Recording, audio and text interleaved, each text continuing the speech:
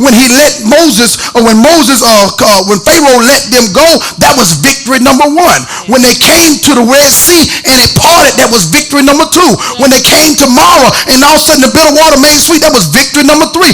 What God was doing with them, same thing he was doing with Jesus. He spoke the first word to Satan and it defeated him. That was victory number one. Second word to Satan and it defeated him. That was victory number two. Third word to Satan and then he defeated him. That was victory number three. And then Jesus said, "Get thee behind me, Satan." What God is doing with you as well is this victory. The devil said you wasn't going to get your loan approved to get your house, and God gave it to you. The devil said you were going to die of cancer, and God gave you life. The devil said your child was going to come out stupid, and then God turned around and made him a straight A student. What God was doing with the Israelites, with Jesus, with you now, he was giving you the victory little by little. He was causing a momentum to be built up in your spirit. Now watch this. He was causing a momentum to be built up in your spirit where you ought to be able to take a note and do like Shirley Caesar said and say, wait a minute, God have never let me down, and if God have never let me down, then that means he won't let me down now. Let me go deeper. Can I go deeper? If you got a basketball team who always been on a losing streak, there's some of y'all who've been on a losing streak, they begin to go into the arena really not tying up their shoes, really not warming up, because they expect to lose. But on the other end of the court, you got a team who's been on a winning streak, and they come in the arena expecting to say, we already got this licked here. So you got one person expecting to lose. Oh, I felt something there. You got one person expecting to lose. You got another person who expecting to win, but now the contest must still begin. And when they go at it, because of the ones who say that they believe they're going to lose, they already defeated before the ball goes up. But if you mess around and win one game, Daddy, and then you mess around and say, you know what? Oh, my goodness, we were supposed to lose this game. The ones who thought they was going to lose, all of a sudden a miracle took place. Watch this. They had the winning streak. You had the losing streak. But you came and against hope you believed. Somebody ought to believe against hope, which means the numbers ain't adding up, and I can't tell you how God going to do it. But I still believe. All of a sudden you got the victory over that. That means one game you won. You go and win the next victory. That's 2 games to win. You go and win the next victory. That's 3 games. Then all of a sudden what have taken place, what Sir Isaac Newton said, what I told you Sunday, what have taken place then, you have built up momentum. And now you got the wind against your back instead of against your face, where you ought to begin to say, listen here, I will never lose again. Oh my God, I'm telling you, the house ought to stir up on that right there, because I believe I'm talking to some people that will never lose again. They got quiet when I said I never bounce a check again. I will never lose again. Anything that leaves from me now, from here on out, is because I said it could go. But other than that, I got the momentum of faith on my end. Ask your neighbor, do you believe? You ought to go through this thing and say, I was on a losing streak, but now I'm on a winning streak. And you mess around and win 16 games in a row.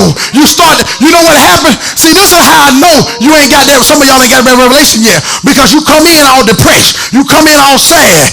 Because this is what they says in NBA, when you begin to win left and right, you get a swagger. Come on.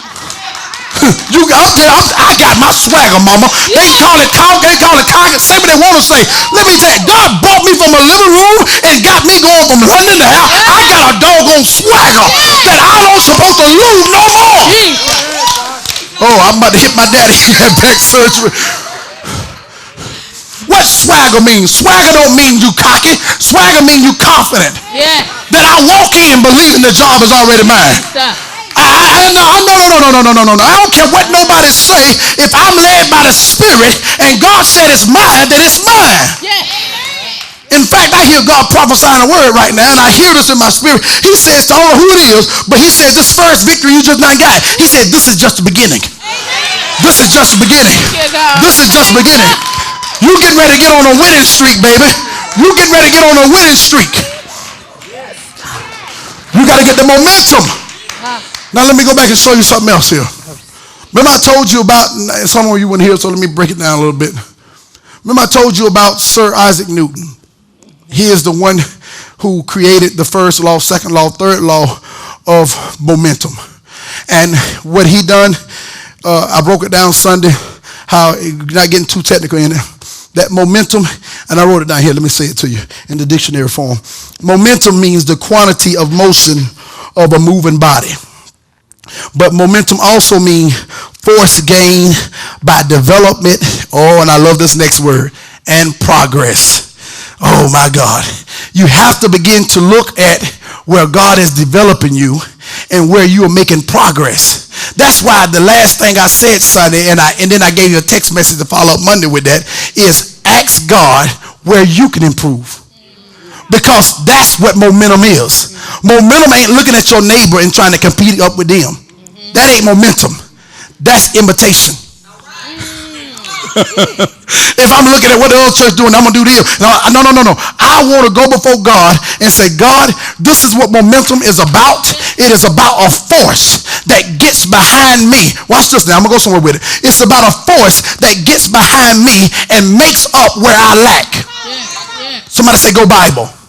Okay, let me go Bible. Let me show you what momentum is. Momentum is when David, I told you 1, 2, 3. Somebody say 1, 2, 3. It's something about that 3.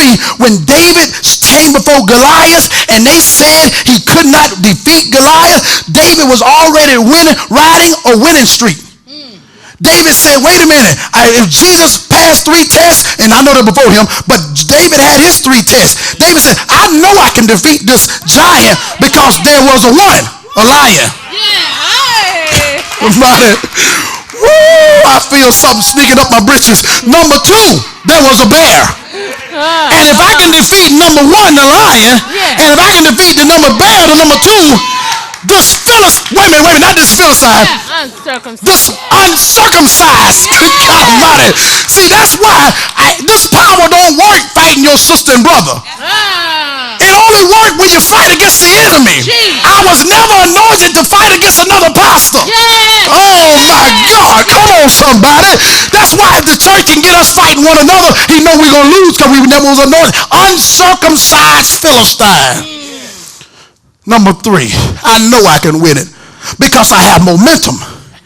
I know God is with me because he took me through the lion and the bear.